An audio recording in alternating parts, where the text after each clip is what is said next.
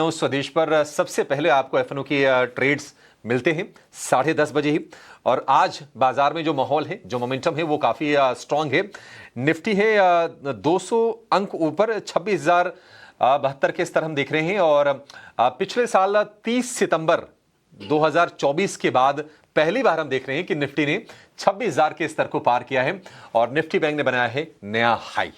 58,500 के ऊपर निकल गया है निफ्टी बैंक और स्ट्रेट एक तरफा, एक तरह से हम कहेंगे 4,000 पॉइंट के आसपास की रैली निफ्टी बैंक में आ गई है।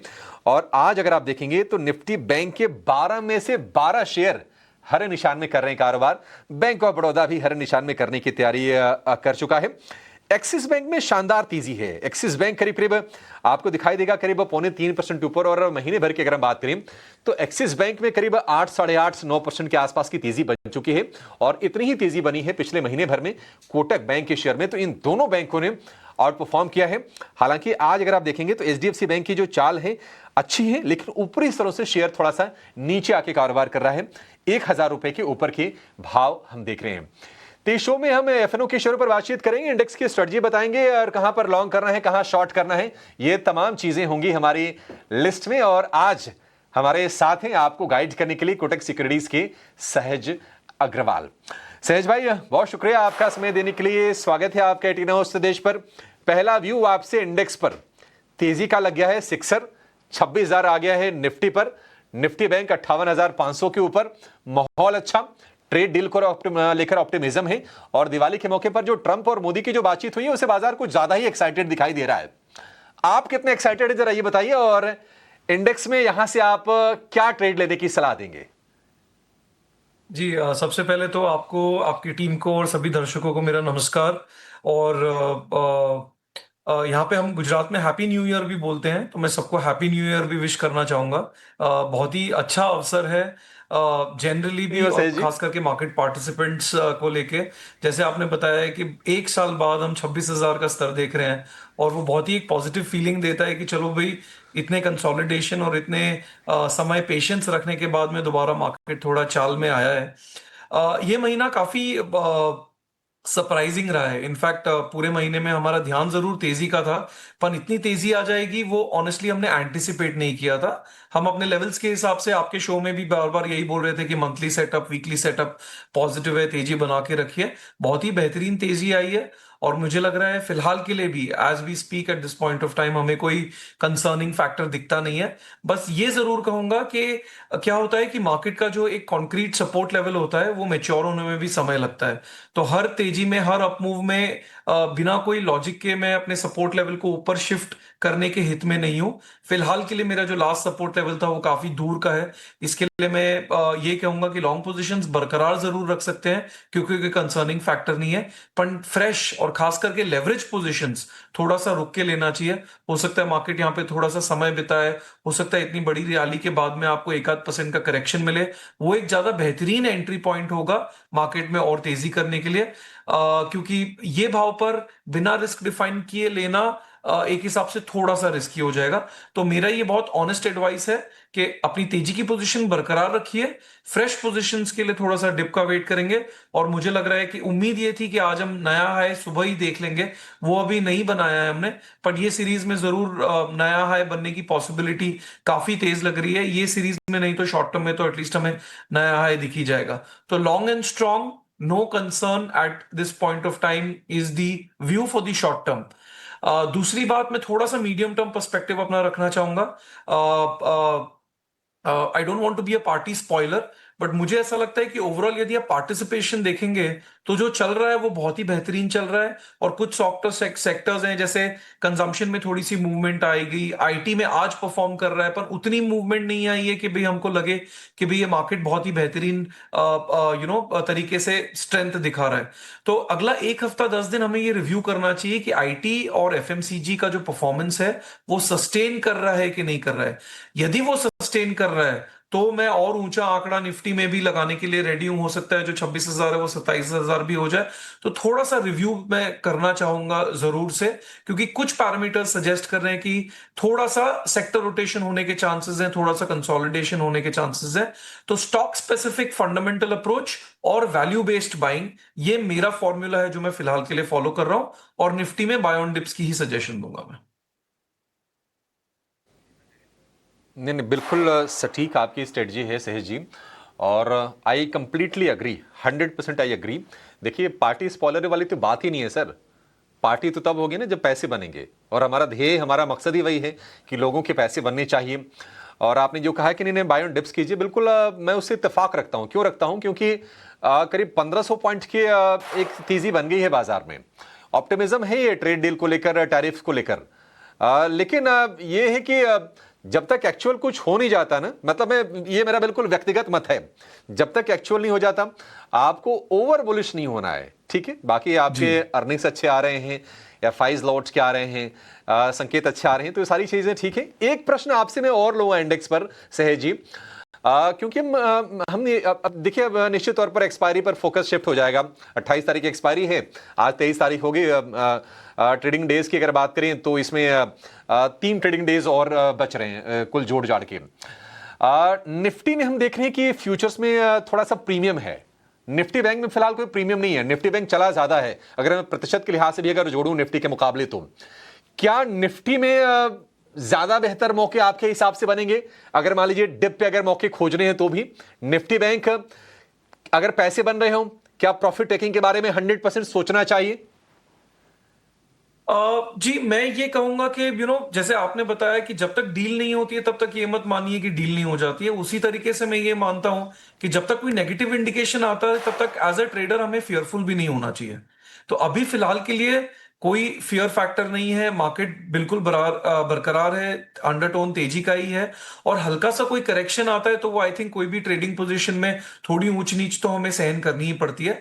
तो मेरा ये मानना है, क्योंकि मोमेंटम चल रहा है, प्राइवेट बैंक्स में मूवमेंट है, पीएसयू बैंक्स में मूवमेंट है, फिलहाल के लिए मेंटेन करके रखिए। क्योंकि ऐसे जो यूफोरिक एपिसोड्स आते हैं ना, ये भी एक ट्रेडर के पास ऐसी बहुत कम अपॉर्चुनिटी मिलती है जहां पे आपको कम रिस्क लेके अच्छा खासा रिटर्न बनता हो। तो मेरा ये सजेशन रहेगा, दो इसमें थोड़ा सा रिस्क है, थोड़ा बहुत करेक्शन आ सकता है, बट मेरे हिसाब से आपको बरकरार रहना चाहिए। क्योंकि जो लेवरेज पोजीशन है, हो सकता है वो ये एक्सपायरी के अंत तक जितना पॉजिटिव खींच सके उतना खींचने की कोशिश जरूर करेंगे। तो उस हिसाब से तो मैं सजेस्ट करूंगा कि लॉन्ग पोजीशन को मेंटेन करके रखना चाहिए। इन कीजिए, डरना नहीं है, लेकिन ऐसा नहीं कि नहीं ओवर एक्साइटेड में आप कहीं ना कहीं सीमा रेखा जी। को पार ही ना कर जाएं। लेकिन चलिए आगे बढ़ते हैं, और जरा आगे बढ़ने से पहले ये देख लेते हैं कि आज कौन से शेयरों में अच्छी तेजी बन रही है वायदा के स्पेस में। सबसे ऊपर है भारत फोर्ज।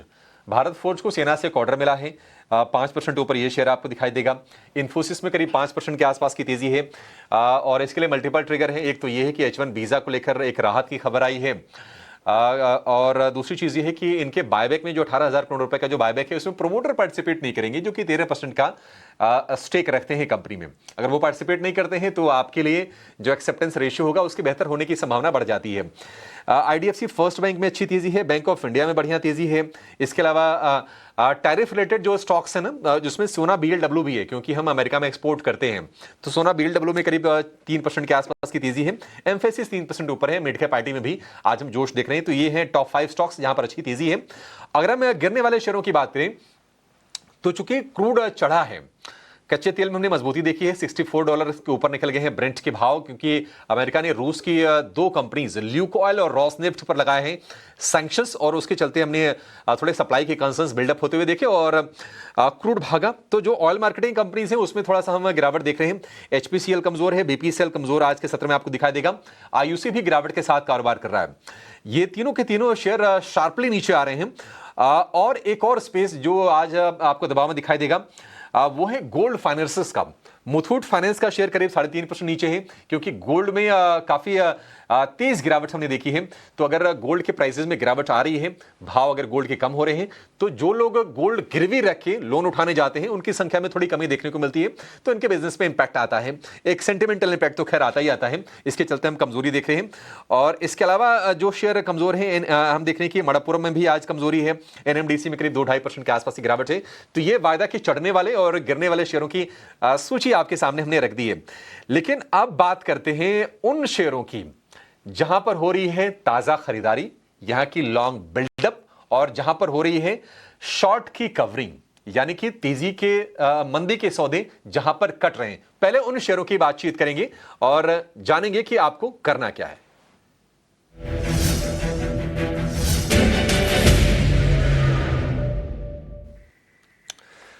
अगर हम लॉन्ग बिल्डअप वाले शेयरों की बात करें, आज तो हम देख रहे हैं कि परसिस्टेंट में अच्छी तेजी है। एक्सिस बैंक का शेयर दम लगा के दौड़ रहा है लगातार, और नौकरी यानी कि इन्फो एज, ये शेयर आपको चलता दिखाई देगा। आईडीएफसी फर्स्ट बैंक, ये कुछ शेयर हैं जहां पर हम देख रहे हैं कि 2 से 3.5% के आसपास की तेजी पर कारोबार होते हुए हम देख रहे हैं। राय चाहिए आपसे सहज जी एक्सिस बैंक पर। यह शेयर सुबह से ही मेरे रडार पर है।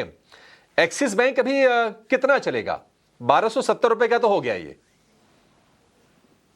जी, इनफैक्ट एक्सिस बैंक अभी फिलहाल मोमेंटम कैटेगरी में मैं डालूंगा। तो दर्शकों के बेनिफिट के लिए सिर्फ एक चीज बताना चाहूंगा, दो टाइप के कैटेगरी ट्रेड यूजुअली हम फोकस करते हैं, एक होता है वैल्यू अपॉर्चुनिटी और एक होता है मोमेंटम ट्रेड। दोनों की रिस्क और रिटर्न एक्सपेक्टेशंस बिल्कुल अलग होती है।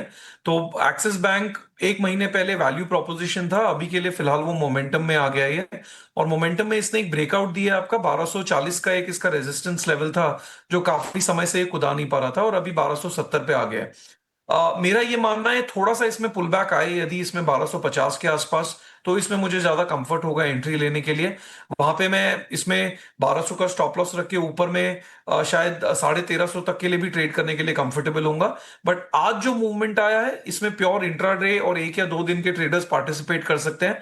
बट यदि कोई थोड़ी सी बड़ी और स्ट्रांग पोजिशन बनानी हो, तो एक ब्रेकआउट के बाद पुल बैक जिसको हम बोलते हैं टेक्निकली, वो ज्यादा कंफर्टिंग एक पॉइंट होगा एंट्री का, जहां पे मैं रिस्क भी अपना बेहतरीन तरीके से डिफाइन कर पाऊंगा। तो एक्सिस बैंक पे थोड़ा सा वेट एंड वॉच वाला व्यू है ताजे एग्रेसिव ट्रेड्स के लिए। ठीक है, एक्सिस बैंक को लेकर ये व्यू। लेकिन क्या परसिस्टेंट में और तेजी यहां से करें क्या सहज जी? परसिस्टेंटली इसने परफॉर्म किया है, और हम मिड कैप में अगर हम तुलना भी करें बाकी आईटी स्टॉक से, तो कोफोर्ज के मुकाबले, साइंट के मुकाबले कहीं बेहतर रिटर्न परसिस्टेंट ने जनरेट करके दिए हैं। क्या और ये चलेगा, और क्या फ्रेश ट्रेड लेना है इसमें? जी, इनफैक्ट अभिषेक जी, परसिस्टेंट से ज्यादा अच्छा आप ही के लिस्ट में दूसरा स्टॉक है जो आपने शॉर्टलिस्ट करके स्क्रीन पे दिखाए थे, नौकरी, इन्फो एज। ये मुझे लग रहा है ये बहुत ही बेहतरीन अपॉर्चुनिटी है जहां पे बहुत अच्छा वैल्यू भी दिख रहा है, और हाल फिलहाल आज में भी आईटी में मोमेंटम है, और उम्मीद कर रहे हैं कि अगले कुछ दिन और मोमेंटम आईटी में रह सकता है। मल्टी डे बॉटम, इनफैक्ट इसका अगस्त से लेके अभी तक का जो बॉटम है स्टॉक का, 1300 का स्टॉक ने नहीं तोड़ा है। अभी सिर्फ 1340 1345 के आसपास ही अवेलेबल है, और upper band of trading range यदि मैं देखता हूं तो वो 1440 जितना आ रहा है। तो risk reward wise, sector momentum wise और मार्केट सेटअप भी जो सपोर्टिव है, मैं परसिस्टेंट से ज्यादा इन्फो एज, नौकरी को प्रेफरेंस दूंगा, क्योंकि आई थिंक इसमें रिस्क रिवॉर्ड अपॉर्चुनिटी और प्रोबेबिलिटी ऑफ सक्सेस मुझे कहीं ज्यादा नजर आ रहा है इसमें। तो नौकरी पे मेरा थोड़ा ज्यादा एग्रेसिव ध्यान रहेगा इस this point of time. Target stop loss बताएंगे सहज जी आप? जी, नौकरी में स्टॉप लॉस आपको रखना है 1290 का, जो इसका मल्टी वीक सपोर्ट रहा है, और ऊपर के तरफ में टारगेट आप इसका 1440 का रख सकते हैं। सहज जी, ये कैश के भाव बता रहे हैं आपने? जी, कैश के भाव बताओ। एक्चुअली अगेन ये भी आपने बहुत इंपॉर्टेंट बात बोली है अभिषेक जी, यहाँ पे भी मैं 2 लाइन बताना चाहूंगा। क्या होता है कि हम जब एनालिसिस करते हैं तो हम कैश के भाव को ही रेफर करते हैं, क्योंकि प्रीमियम कई बार ऊंचा नीचा होता है, और हम ये नहीं चाहते हैं कि कोई अच्छी अपॉर्चुनिटी हो, कोई सिर्फ एफएनओ सोच के बोल दे कि भाई ये सौदा करने लायक नहीं है।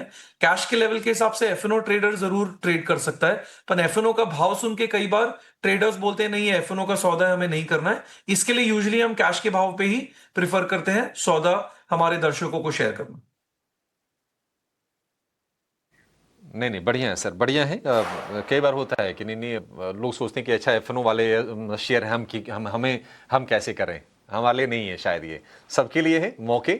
शो भले एफएनओ के स्टॉक्स को हम कवर करते हैं, लेकिन आप कैश में निश्चित तौर पर पोजीशन इसमें आप ले सकते हैं।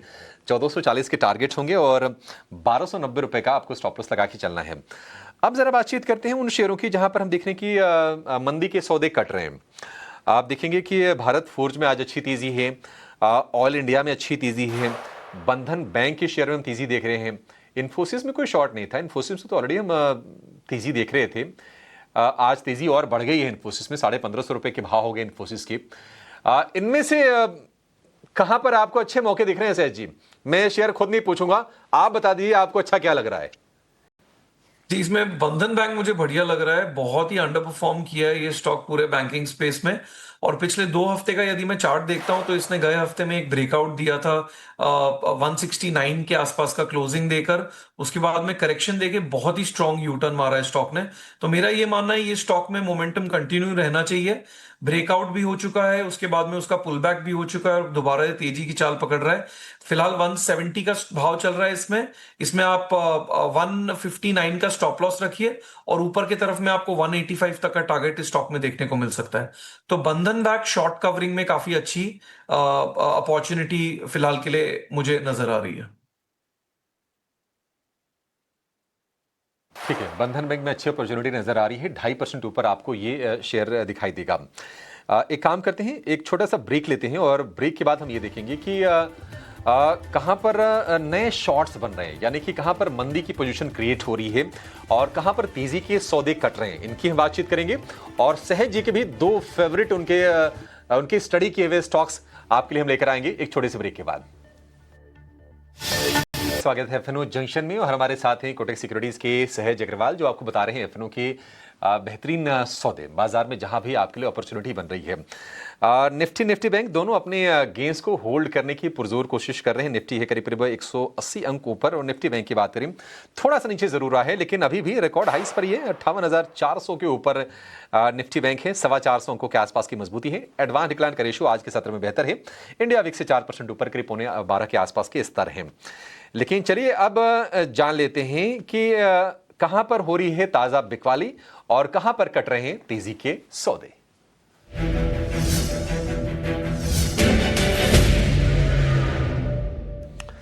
शॉर्ट की अगर हम बात करें, फ्रेश शॉर्ट की बात करें, तो हम देख रहे हैं कि एनएमडीसी में आज कमजोरी है।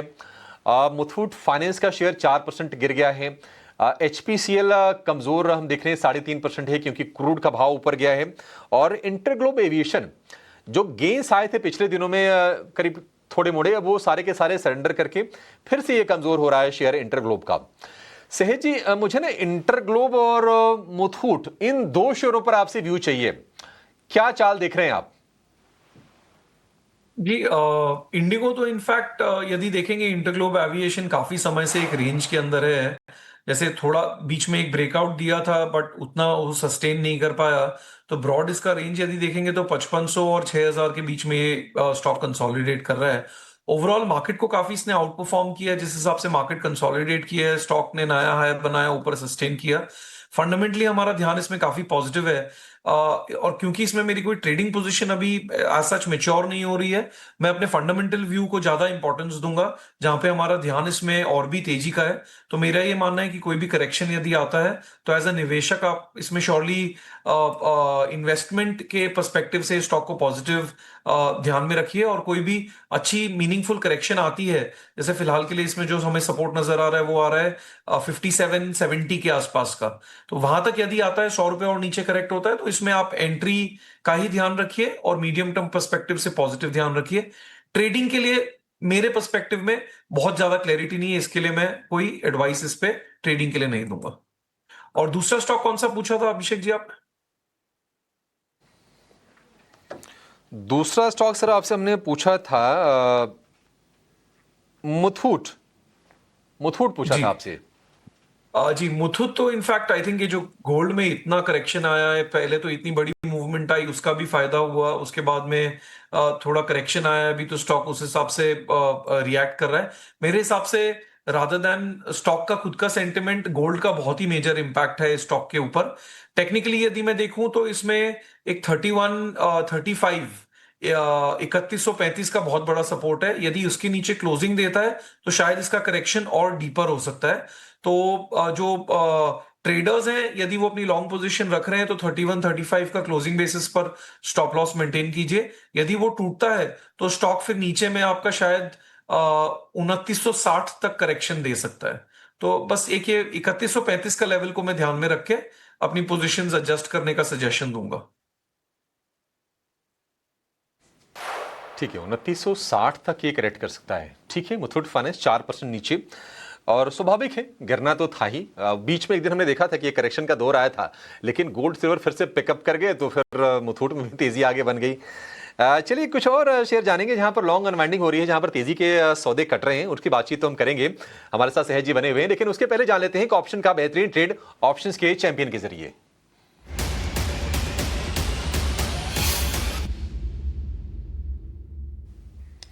एंजल वन के राजेश भोसले हमारे साथ हैं। राजेश जी गुड मॉर्निंग, बहुत शुक्रिया आपका समय देने के लिए। बताइए क्या स्पॉट किया आपने बाजार में ऑप्शंस के लिए? जी नमस्कार, गुड मॉर्निंग। देखिए आज मेटल स्टॉक्स में वापस एक पॉजिटिव ट्रैक्शन दिखाई दे रहा है। टाटा स्टील लास्ट 1 वीक से एक रेंज में ट्रेड करा था एंड आज उस रेंज को ब्रेक कर रहा है विथ स्ट्रॉन्ग बुलिश गैप। तो टाटा स्टील का नवंबर सीरीज का 180 का कॉल ऑप्शन बाय करना है। ये अराउंड ₹3.80 के आसपास ट्रेड करे।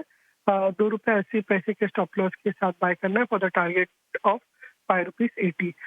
इसका जो लॉट साइज है 5500 का है।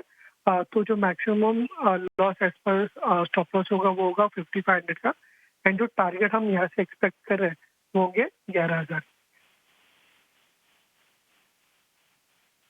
टाटा स्टील में मोमेंटम अच्छा है, और आज सुबह में बातचीत कर रहे थे हमारे साथ कुणाल परार थे, उन्होंने कहा था कि 185 तक ये शेयर जा सकता है। 180 वाली कॉल खरीदी है ₹3.80 पर, लक्ष्य ₹5.80, स्टॉप लॉस ₹2.80, अधिकतम मुनाफा 11000, अधिकतम नुकसान जो होगा उसके आधा 5500 का, अगर नुकसान हुआ तो। अदरवाइज तो प्रॉफिट होने की संभावना टाटा स्टील में ज्यादा दिख रही है। राजेश जी बहुत शुक्रिया आपका समय देने के लिए और ये बेहतरीन ट्रेड हमारे दर्शकों को बताने के लिए। सहज जी हमारे डायरेक्टर साहब बोल रहे हैं कि नहीं, हमारे पास ना 2 मिनट के आसपास के समय बस बचा हुआ है, तो एक काम करता हूं मैं, जरा ना जहां पर लॉन्ग अनवाइंडिंग हो रही है उसकी लिस्ट आपके सामने रखता हूं मैं। उसमें मणप्पुरम में आज हम देख रहे हैं कि थोड़ा प्रेशर है। डालमिया भारत गिरावट के साथ कारोबार कर रहा है। आरबीएल बैंक अब धीरे धीरे नीचे आया है, और आईआईएफएल में भी आज के सत्र में हम कमजोरी देख रहे हैं। आरबीएल बैंक पर जरा व्यू दीजिए, क्योंकि हमने देखा कि जब ये खबर आई थी कि एनबीडी एमिरेट्स इसमें 60% हिस्सा ले रहा है, 28,000 करोड़ रुपए के आसपास की डील थी, तो हमने तेजी देखी थी। थोड़ी थोड़ी प्रॉफिट टेकिंग का शिकार हो रहा है। ज्यादा नीचे आने के आसार तो नहीं है ना इसमें आरबीएल बैंक पे? और लगे हाथ में अपने शेयर बता दीजिए सर, आप कहां पर बुलिश हैं? जी जरूर। सो आरबीएल बैंक मेरे हिसाब से एक बहुत ही बेहतरीन ब्रेकआउट दिया है। थोड़ा सा करेक्ट कर सकता है, 2-3% नीचे आ जाए तो वहां पे दोबारा इसमें आप री एंट्री लेने का ध्यान रख सकते हैं। फिलहाल सिर्फ प्रॉफिट बुकिंग दिख रही है इसमें, सच कोई कंसर्न नहीं नजर आ रहा है। तो ये तो हो गई आपकी लॉन्ग अनवाइंडिंग की बात। मेरे पर्सपेक्टिव से 2 स्टॉक मुझे अच्छे लग रहे हैं। एक तो बीईएल, इसमें कंसोलिडेशन ब्रेकआउट है असेंडिंग ट्रायंगल का डेली चार्ट्स के ऊपर, तो उस हिसाब से इसका सेटअप काफी बेहतरीन नजर आ रहा है। 402 का इसमें आपको स्टॉप लॉस मेंटेन करना है, और ऊपर में 435 तक जाने की स्टॉक की कैपेसिटी है, मोमेंटम रखता है इसमें। तो एक तो बीएल अपॉर्चुनिटी हो गया। दूसरा मुझे जो अच्छा लग रहा है, अगेन थोड़ा सा वैल्यू स्पेस में है, वो स्टॉक जिसका नाम है हेवल्स। बहुत समय से स्टॉक कंसोलिडेट कर रहा है, अपने ट्रेडिंग बैंड के लोअर रेंज पे है फिलहाल के लिए, वैल्यू भी अच्छी दे रहा है ये स्टॉक। तो अभी आपका इसका 1480 के आसपास का भाव है, 1360 का स्टॉप लॉस रखिए, और ऊपर में 1650 तक ये स्टॉक मूवमेंट आपको दे सकता है अगले 1 या 2 हफ्ते में। तो ये थोड़ा सा वैल्यू अपॉर्चुनिटी है, इसके लिए इसका टाइम फ्रेम भी थोड़ा बड़ा है। तो ये 2 स्टॉक अपॉर्चुनिटीज मुझे फिलहाल के लिए मार्केट सेटअप में काफी इंटरेस्टिंग लग रही है। ठीक है, हेवल्स में काफी बढ़िया टारगेट, ₹1650 की टारगेट, ₹1360 का स्टॉप लॉस। और बीएल के लिए तो एक अच्छी खबर भी थी।